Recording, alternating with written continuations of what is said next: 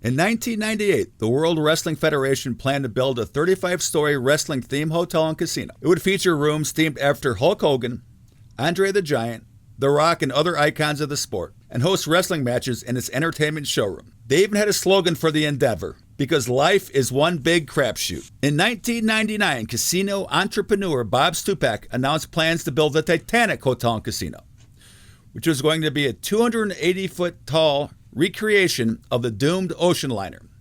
And the fake vessel was going to cost between $300 and $400 million. The Titanic would be more than 1 million square feet with 1,200 cabins and suites, and a public area designed to offer themed tourist attraction. Anybody feeling this might seem a little tasteless could discuss their feelings with fellow passengers in, where else?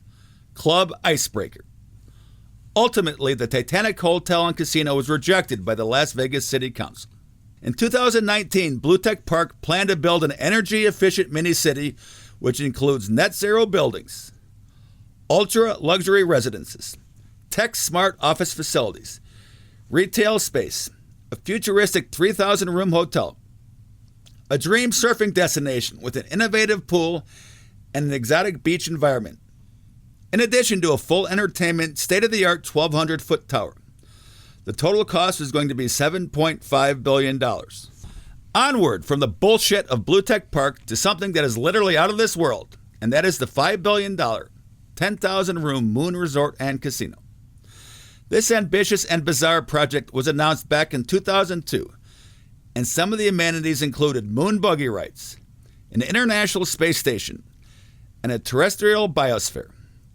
The centerpiece would have been a 350-foot-tall, multi-floor casino inside a replica of the moon. Moon Resort and Casino was going to be around 700 feet tall. Just like a boomerang, 19 years later in 2021, the Moon Resort and Casino arrived again like aliens from outer space, with a rendering seen here on the strip across from Wynn and Encore casinos. The CEO of Moon World Resorts, Inc. is Carnival Barker Michael Henderson, and this has 1% chance of ever getting built in Vegas. Mr. Henderson has realized this, and since his enormous roulette ball was launched off the roulette wheel in Vegas, it's possible it winds up in Dubai. Even though the Moon Resort and Casino will not probably land in Vegas, it does have a beautiful and enticing relative, and that would be Sphere Las Vegas. The $2.3 billion Sphere opened in September of 2023, with Irish rock band U2 as its opening act. Including U2, other bands that have played there are Dead & Company, Phish, and the Eagles. Sphere has a documentary movie called Postcard from Earth, which is an immersive and innovative exploration of planet Earth through eyes of two human beings. It plays about 3 times a day, and the average ticket price is $159. Sphere is 366 feet tall and 516 feet wide at its broadest point. The spectacular multimedia Sphere venue delivers immersive experiences with the latest audio and video technology, including a wraparound LED screen and advanced sound system, which has captivated both fans and bands. Sphere has seating for 18,600 people, and it costs around $450,000 a day to advertise on the outside of Sphere. Lastly, the Sphere was built by the group behind Madison Square Garden, New York City. This classic arena is owned by billionaire James Dolan, and the NBA's New York Knicks and the NHL's New York Rangers play there. Maybe I should have contacted Dolan Dice several years ago about Disco Dice, but unfortunately I did not know he had a Facebook account. My name is Paul Shanahan, and I lived in Vegas from 1995 to 1998. When I lived there, I worked as a salesman selling printing at a company called American Printing.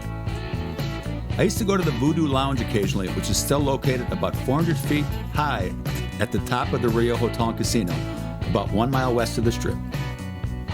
One day when I was out selling printing, the song Tumbling Dice by the Rolling Stones came on the radio, and I thought to myself, why not put a pair of gigantic dice on the roof of a casino?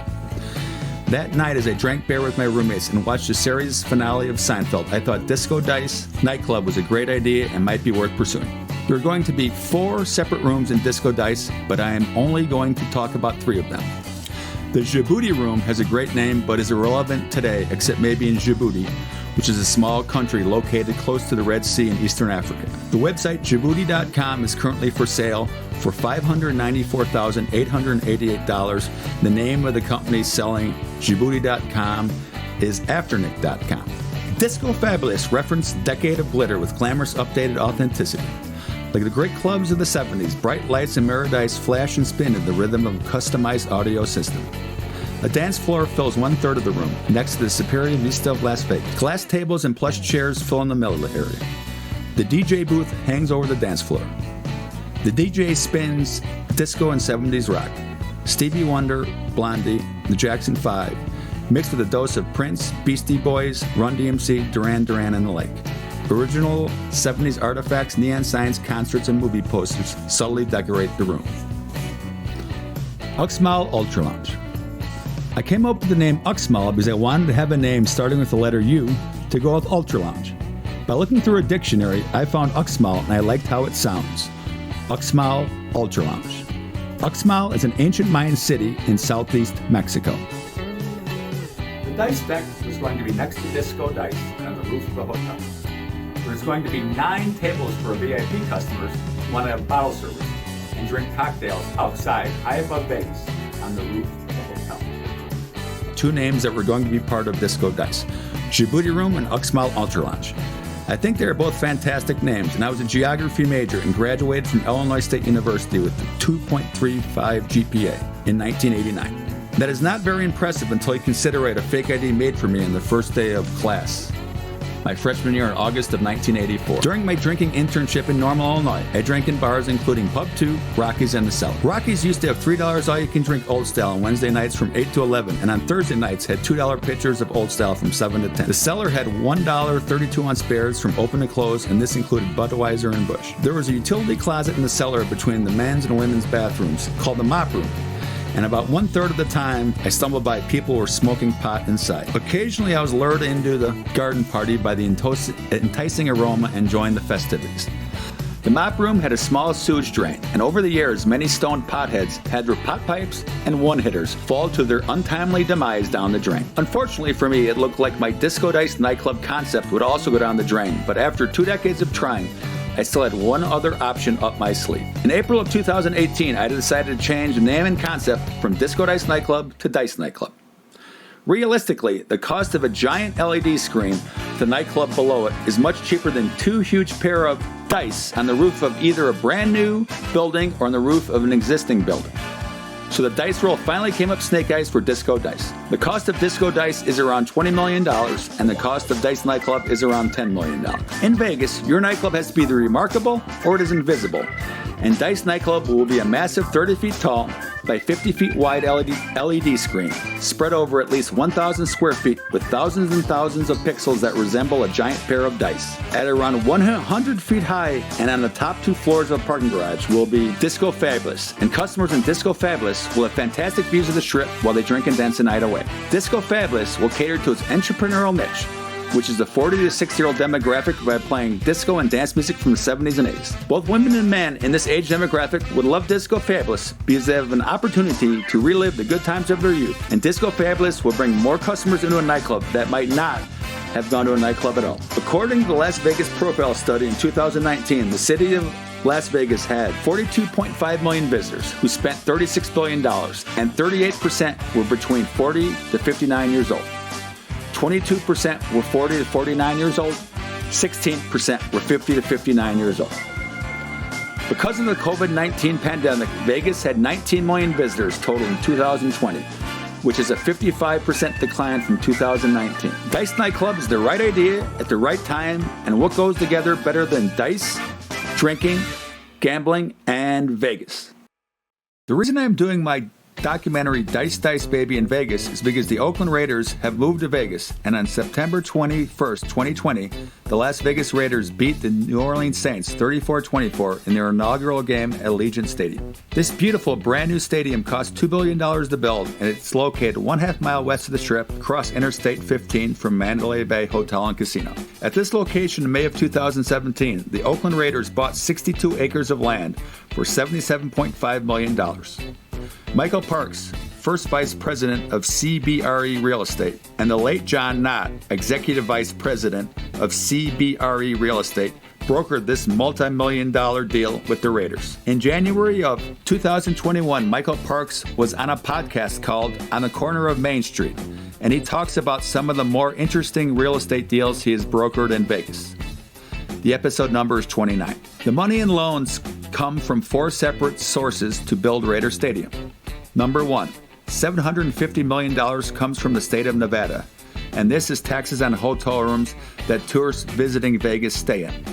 Number 2, $650 million comes from a loan to the Raiders from Bank of America. Number 3, $300 million are coming from the Raiders. Number 4, $200 million comes from a loan to the Raiders by the National Football League. When adding all this up, the total comes to $1.9 billion, and including cost overruns, Raider Stadium eventually cost $2 billion to build. In April of 2019, reporter Eli Siegel from the Las Vegas Review-Journal wrote an excellent newspaper article entitled, "Rocky Ground. The land near Raider Stadium may be full of real estate buzz, but it may not be the easiest place to build." Michael Parks has a brief comment in the newspaper article what might get built near Raider Stadium. You'll probably get some smart guys to build a parking garage or two and charge a premium for parking to be right across the street. So then why would you need to build a parking garage this close to Raider Stadium and possibly with Dice Nightclub on the roof? Since Raider Stadium has 65,000 seats, the Raiders are required by the National Football League to have 16,250 parking spots, which is 25% of 65,000. When Raiders Stadium opened on September 21st, 2020, they had approximately 2,800 parking spots at Raiders Stadium. April of 2018, I sent some Dice Nightclub information to the Raiders, and my contact there is Mark Scherer, and his job title is Senior Vice President and Chief Revenue Officer. In a letter I wrote him, I asked him if the Raiders were interested in putting a parking garage on 3 acres of the 62 acres of land where Raider Stadium is, and then put Dice Nightclub and Disco Fabulous on the top 2 floors of the parking garage. Mr. Scheer explained to me that only football-related items could be included on the land. I would assume because the state of Nevada is contributing $750 million to Raider Stadium, that they would not allow the Raiders to build nightclubs and restaurants in the parking lot, because there's plenty of room inside a Raider Stadium for amenities like this. In Eli Siegel's newspaper article about what might get built close to Raider Stadium, he mentioned 7 different property owners who currently own land close to Raider Stadium. I sent some Dice Nightclub information to 4 of these companies, and in 2019, I talked to 2 of these companies about putting Dice Nightclub on the roof of a new parking garage on the land they own. In January of 2019, I talked to Sean D'Alessandro, and he thought Dice Nightclub was a real good idea, but his hotel development project is not going to have any nightclubs in his hotel. Mr. D'Alessandro is the president of Osprey Real Estate Capital, and I told him that Dice Nightclub will cater to the 40 to 60-year-old demographic, and currently in Vegas, there are very few nightclubs targeted at that specific age demographic. There's a picture of their hotel they are still trying to get financing for at the website www.ospreyrec.com/properties. That's spelled OSPREYREC.com. I wish Mr. D'Alessandro luck with his hotel proposal, which includes 300 hotel rooms, bars, restaurants, entertainment venues, and retail space. In June of 2019, I talked to Gregor Gavorkian, who, like Osprey Real Estate Capital, owns 2 acres of land on Polaris Avenue across the street from Raider Stadium. Back then, Mr. Gavorkian said there is nothing currently being built close to Raider Stadium. And as of June of 2021, there are still no new buildings close to Raider Stadium. We talked for about 5 minutes, and Mr. Gavorkian said there is lots of real estate speculation in the area surrounding Raider Stadium. I told Mr. Gavorkian that I would try and get some investors for Dice Nightclub and call him back in a month or so and set up a meeting. Most of the land available for development close to Raider Stadium are on small 2-acre lot sizes, so it's hard to tell what will happen with these 7 separate parcels of land. The COVID-19 pandemic has hit Vegas extremely hard, so it's difficult to know what the future holds for possible new buildings developments close to Raider Stadium. The Vegas casino companies and business community are very happy the Raiders moved to Vegas because Raider Stadium is projected to host 46 events a year once everything returns to normal, which should be by the end of 2021. This includes 10 Raider football games, 6 University of Nevada Las Vegas football games, the Las Vegas Bowl, concerts, and other massive events like the Consumer Electronics Show, which is held every January, except in 2021. And in 2020, the attendance was 170,000 people. February of 2018, Mick Akers wrote a newspaper article in the Las Vegas Sun entitled, Could Area near the Raider Stadium in Vegas be next to Gaslamp Court. This entertainment district is located in downtown San Diego, close to Petco Park, where the San Diego Padres play baseball, and consists of bars, restaurants, boutique hotels, and nightclubs. From any of these 7 locations close to Raider Stadium, Dice Nightclub will have visual access to and from the Strip, and people remember landmarks we associate with significant places and experiences. There were 2 companies several years ago that had interest in building a brand new hotel casino with Disco Dice on the roof. Unfortunately, neither of these opportunities ever materialized. Both of these locations were also west of the Strip, just like the Raiders. 2005, I mailed Disco Dice information to Eric Lipschultz, who back then was a general manager of the Golden Palms Hotel and Casino. And this small property was located at Tropicana Avenue and Dean Martin Drive, where the Black Square is. This great site is 1/2 mile west of the Strip and directly across Interstate 15 from the Excalibur Hotel and Casino, which opened in 1990 at a cost of $290 million. I never heard back from Eric Lipschultz, but Paul Reed contacted me about a year later. Paul Reed is a resort broker who's friends with Marvin Lipschultz. Eric's father and the owner of the Charlie Palmer Condominium Hotel was announced through newspaper and television media outlets in Vegas. And the cost of this condominium hotel was $400 million. Unfortunately, the Charlie Palmer Condominium Hotel could not secure financing and was canceled about 6 months later. The Golden Palms closed for good in March of 2007 and was torn down in 2016. Currently residing here are 2 5-story hotels on a 3-acre lot, a Town Place Suites Hotel, and a Home 2 Suites Hotel. Between early 2004 and up until September of 2008, when the United States economy collapsed, the Manhattanization of Vegas was being touted and talked about in various newspaper and television media outlets in Vegas by real estate developers, and back then, there was around 100 or so proposed condominiums and casinos that were trying to get financing so their projects could get built. During this time, I mailed out about 70 Disco Dice information packets press kits to different companies trying to build either condominiums and casinos on or within a couple miles of the Las Vegas Strip. These different condominiums and casinos were on the website of 2 Vegas newspapers, the Las Vegas Review-Journal and the Las Vegas Sun. My Disco Dice information packets would include a handwritten introductory letter, 2 8.5 by 11 4-color pictures of Disco Dice, and a couple of newspaper articles about nightclubs in Vegas. Out of all of these condominiums and casinos, around 20 of them were built and opened, and the remainder disappeared in the vast Vegas desert like a mirage. The best resource for all the different condominiums and casinos that were announced to the Vegas media is the phenomenal website www.vegastodayandtomorrow.com. Like a can of Pringles, this website is comfort food for Vegas aficionados to see what could have been built in Vegas if money was no object. One of the most ambitious projects that was never built was the Moon Resort and Casino. This project was announced back in the mid-2000s, and the $5 billion, 10,000-room hotel casino is going to reside on 250 acres of land. As you can see in this drawing my friend Brett drew, the Moon Resort and Casino would have been enormous, so where would you put it in Vegas? Maybe in Calnavari, Nevada, which is about 70 miles south of Vegas, or possibly in the country of Djibouti. In February of 2011, I mailed Disco Dice information to Virginia McDowell, who back then was the CEO of Isle of Capri Casinos. Virginia McDowell is the first and still the only woman to be the CEO of a gambling company. Back in 2011, Isle of Capri Casinos owned a dozen casinos throughout the United States, but they did not own a hotel casino in Vegas. I asked Virginia McDowell in the letter I wrote her that Isle of Capri Casinos should purchase the 3 acres of land at Tropicana Avenue and Dean Martin Drive, tear down the Golden Palms Hotel and Casino, and build a brand new hotel casino with Disco Dice in the roof at around 200 feet high. Customers in Disco Dice would have fantastic views of the Strip while they drink and dance the night away, from Mandalay Bay down to City Center. Having Disco Dice in the roof of your property will help generate runoff revenue for other areas of your resort like gambling, dining, and shopping. The cost of a new hotel with around 400 rooms at 200 feet tall with Disco Dice in the roof would be around $300 million. A couple of weeks later, I talked to Christina Hellman, who worked as the administrative assistant with Virginia McDowell.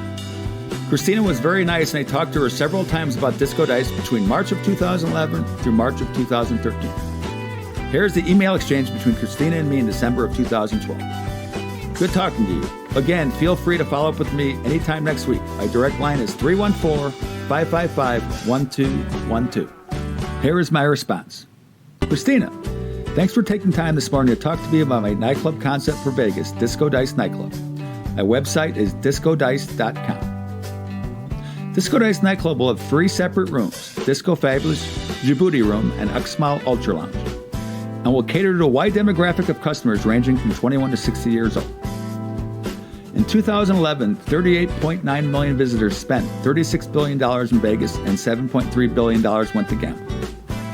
A great location for Disco Dice nightclub in Vegas would be the corner of Tropicana Avenue and Dean Martin Drive, 1/2 mile west of the Strip across Interstate 15 from the Excalibur Hotel and Casino. Currently there is the empty Golden Palms Hotel and Casino, which closed in March of 2007. The Golden Palms has tried to sell the land, but has been unsuccessful so far. And I've talked to Paul Reed, the real estate broker in the deal, about building a brand new hotel casino there with Disco Dice nightclub on the roof, around 200 feet high off the ground. This is why I've sent the CEO of Isle of Capri Casinos, Virginia McDowell, several letters since February of 2011 to see if her and the rest of the executives at Isle of Capri Casinos might be interested in building this ambitious project. I was hoping to set up a meeting sometime soon to introduce myself to all the executives at Isle of Capri Casinos. Thanks for taking time to read this and showing interest in Disco Dice nightclub. Regards, Paul Shanahan. When I talked to Christina, the conversation was always pleasant and the response was the same. Virginia McDowell has been traveling a lot lately and is very busy. Eventually, though, all my calls went directly to Christina's voicemail, and between March of 2013 through May of 2014, I left her 2 voicemail messages a month regarding Disco Dice. In May of 2014, I was looking at the board of directors for Isle of Capri Casinos, and there was 20 executives on it, and only 2 of them were women, including Virginia McDowell. In hindsight, I really do think Virginia McDowell liked the idea of Disco Dice because Disco Fabulous was going to cater to the 40 to 60-year-old demographic, which still currently does not have many nightlife options in Vegas, especially for women. Realistically, though, Virginia McDowell would have had a difficult time convincing the Isle of Capri Casinos board of directors about a brand new hotel casino with Disco Dice on the roof. Eldorado Resorts bought Isle of Capri Casinos for $1.7 billion in 2016. I talked to the resort broker Paul Reed in August of 2013 for a couple of minutes, and he said currently in Vegas there are 0 new hotel casinos or condominiums being built, brand new from the ground up, because most investment banks did not want to loan money for new projects in Vegas. The next location for Disco Dice was about 1 mile west of the Strip and 1/4 mile west of Trump International Hotel, which opened in the spring of 2008 at a cost of $500 million. Trump International is a hotel condominium combination with some restaurants but does not include a casino. I started reading David McKee's gambling blog, Stiffs and Georges, in the mid-2000s, and it's still going today better than ever. Mr. McKee is a very good writer, and his blog entry from May of 2008, entitled, Make Room, Make Room, talked about a brand new project from WSG Development, which is headquartered in Miami, Florida. The red circle next to Trump International is where WSG Development bought 9.4 acres of land for $10.4 million. Their Lifestyles Holdings project was going to include 3 hotel towers, 2,650 rooms, 98 condominiums, several restaurants, and a 75,000 square foot casino.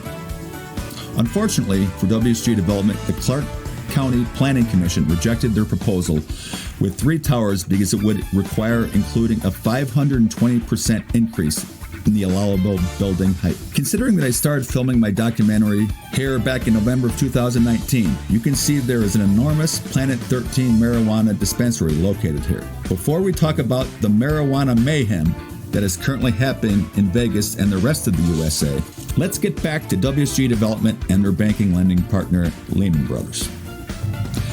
After I read Mr. McKee's blog post about WSG Development and Lifestyle Holdings in May of 2008, I mailed a Disco Dice information packet to Eric Shepard, who was the CEO of WSG Development back then.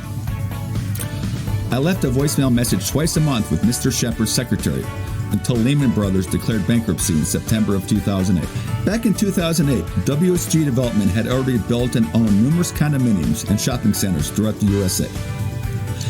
In November of 2008, WSG Development opened a $500 million project called Canyon Ranch Living, Miami Beach, which is a high-end hotel condominium and includes spa treatments and wellness services. In 2008, both Vegas and Miami had dozens of condominium proposals, and most of them were never built, in part due to the impending financial crisis, which came crashing down like a massive tsunami in September of 2008. Lehman Brothers was a primary lending bank when WSG Development was building most of their projects, and despite a bad economy, Canyon Ranch opened in November of 2008. Meanwhile, Lehman Brothers had $60 billion in bad real estate loans, which is why they declared bankruptcy in September of 2008. From September until December of 2008, the economy in the USA was in a freefall, and the stock market crashed, similar to the meteor heading for Bernie Madoff, who's currently rotting in hell. I was absolutely shocked then in January of 2009 that an executive administrator from WSG Development named Ellen Chernin sent me an email saying this: Paul, Happy New Year. Thank you for sending the information on your nightclub concept for our Las Vegas property. The concept is great, but our Las Vegas project is currently on hold right now. We will contact you when we start the project. Best, Ellen P. Chernin. That same day, here's the email I sent Ellen Chernin. Ellen, thanks for showing interest in Disco Dice. I look forward to talking to you soon about including Disco Dice and the roof of your Las Vegas project. Hopefully, the economy will start improving soon so we can get started on this ambitious project. Regards, Paul Shanahan. Since WSG Development's proposal for 3 towers was rejected by the Clark County Planning Commission, 1 tower with Disco Dice on the roof would probably be approved, a total height of maybe 200 feet high. Since WSG Development received most of their multi-million-dollar loans from Lehman Brothers, I had no idea where they're going to get a loan from to build a new hotel tower with Disco Dice on the roof. Despite this, I left Ellen Chernin a voicemail message once a month for about a year, but I never talked to anyone at WSG Development, so I eventually gave up. Rereading David McKee's blog post about WSG Development, it pointed out some problems with the 9.4 acres of land for Lifestyle Holdings. Their project would be an isolated hotel casino in the middle of a light industrial business district.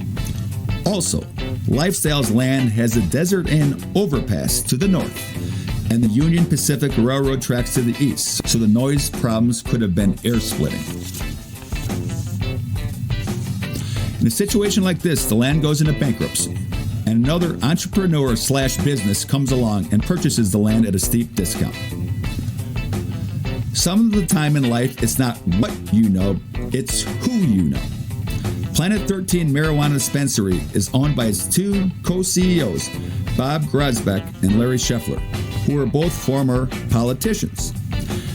Grosbeck served as the mayor of Henderson, which is next to Vegas, from 1993 to 1997, and Mr. Scheffler served as a councilman in Henderson during that time period. Unfortunately, I could not find anywhere on the internet how much Planet 13 paid for the 9.4 acres of land, but I would assume it was discounted down between at least 60 to 70% of its original value, which was $10.4 million.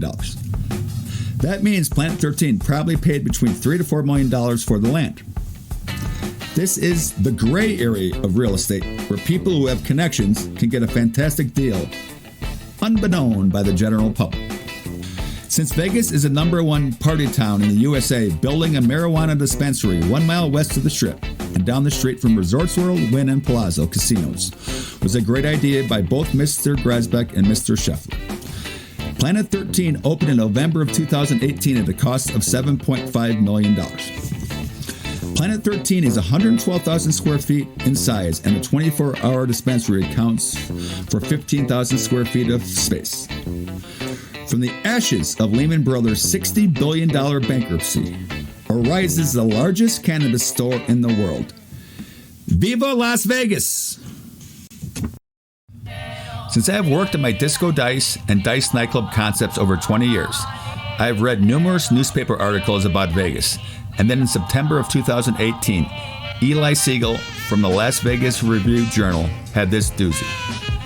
Lehman Brothers poured $1.1 billion into Las Vegas before a crash.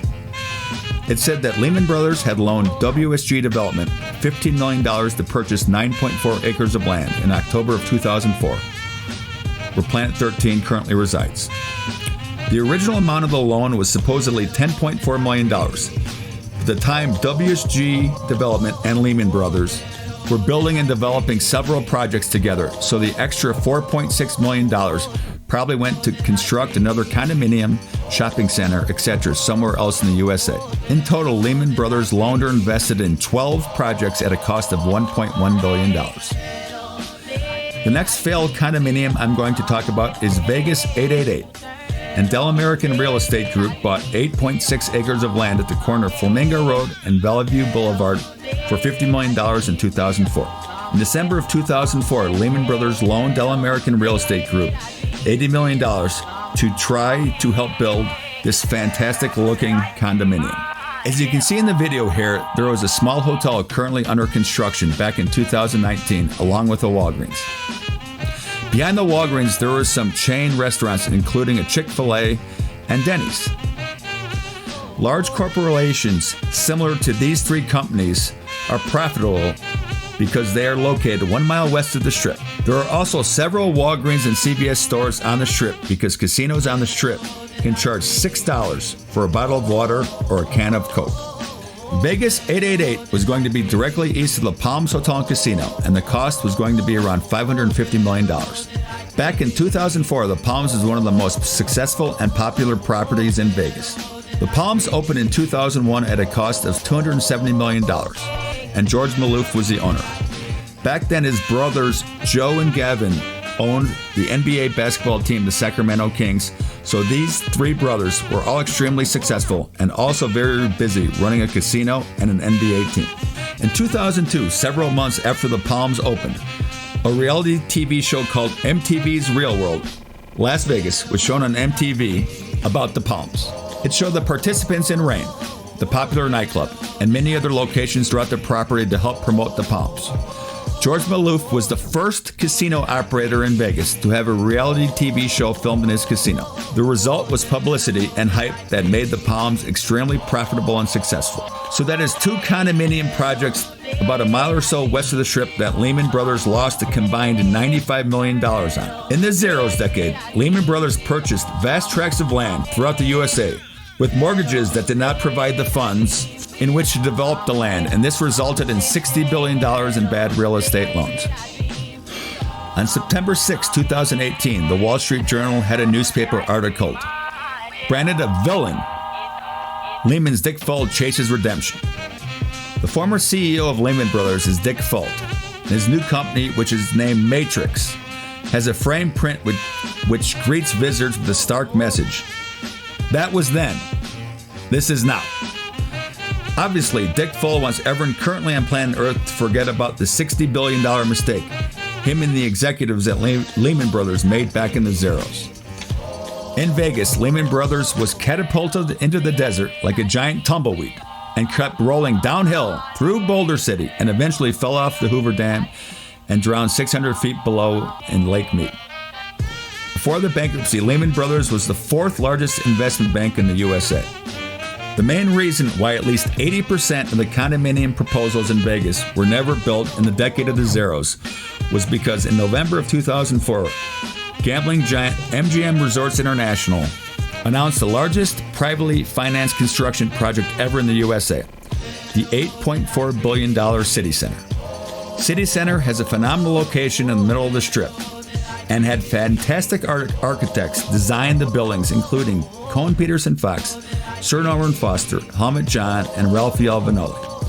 City Center opened in December of 2009. In January of 2008, the Las Vegas Review Journal had a newspaper article called Dwellings Selling Well at City Center, and it said that roughly 50% of City Center's nearly 2,700 high-end residential offerings have been claimed by buyers since MGM Resorts International Sales Pavilion opened on the Strip in January of 2007. The sales have generated $1.63 billion, almost 60% of City Center's forecasted sellout revenue of $2.9 billion. With its superior location in the middle of the Strip and amenities that include a casino, restaurants, nightclubs, pools, shops, and a convention center, City Center has on its 76-acre property something for everyone who is either visiting Vegas or lives at City Center in one of its beautiful condominiums. The great aspect about Vegas is that there's always something new being designed and built, and in June of 2021, Resorts World Las Vegas opened at a cost of $4.3 billion with 3,500 hotel rooms. The remarkable website VitalVegas.com has lots of information and at least 100 pictures of Resorts World. Just Google this phrase, Vital Vegas Resorts World is spectacular despite hiccups. In 2018, I decided to change my nightclub concept from Disco Dice Nightclub to Dice Nightclub. The cost of a humongous LED screen on the top of a parking garage with Dice Nightclub below it is much cheaper to build rather than two huge pair of dice on the roof of a hotel. My documentary Dice Dice Baby in Vegas is located at www.discodice.com. The first area I wanted to put Dice Nightclub at is across the street from Raider Stadium on Polaris Avenue, and back in 2019 I talked to two people and each owned 2 acres of land there. Unfortunately for me, they both said no, and their names are Gregor Gavorkian and Sean D'Alessandro, who is the CEO of Osprey Real Estate Capital. November of 2023, a bar restaurant called Whiskey Stadium opened on Polaris Avenue with a parking garage next to it. Second location for Dice Nightclub is Virgin Hotels Las Vegas, and from the top of the parking garage, customers in Dice Nightclub would get pretty good views of the Strip. Unfortunately, since it's 1.5 miles east of the Strip, it's difficult for Virgin Hotels to get people to visit their hotel. So where in Vegas can I possibly build Dice Nightclub? I am not sure, but I have a pretty good alternative idea. As you can see in the pictures here, Brewdog is located on the roof of the Showcase Mall on the Strip, and in between MGM Grand and Planet Hollywood. Even with the impressive Brewdog logo, the structure which Brewdog is a part of looks like one dice, which is called a die. Brewdog is a Scottish brewery and pub, and in the USA it has locations in Vegas, Atlanta, Cincinnati, Cleveland, and Columbus, Ohio. I think a concept called Disco Mondays, in which Brewdog plays disco music exclusively, might help get more people to visit Brewdog, and Mondays are usually one of the slowest nights of the week in Vegas. I would prefer a pair of dice, but one die is fine by me. Roll the dice, baby!